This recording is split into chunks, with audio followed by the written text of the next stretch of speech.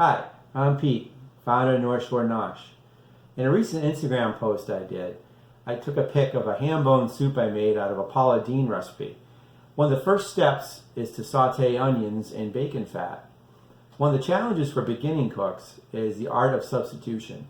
What do I do if I don't have that recipe item? So when it comes to fat, there's a lot of options.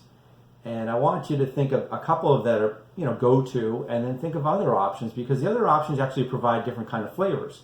So with bacon is more of a smokier flavor.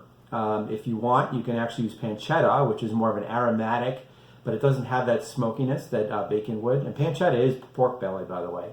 Some of the other go-to fats that most people saute vegetables in are your standard olive oil, of course, butter.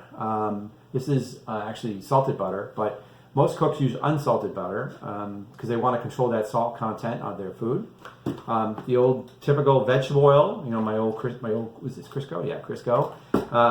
I have corn oil in here. And then when I talk about adding flavor, so this is actually a flavored oil. It's a rosemary oil, olive oil actually, from Port Plums in Newburyport. They actually have a lot of selection of definitely flavored oils. Actually, they had this harissa one, which is amazing.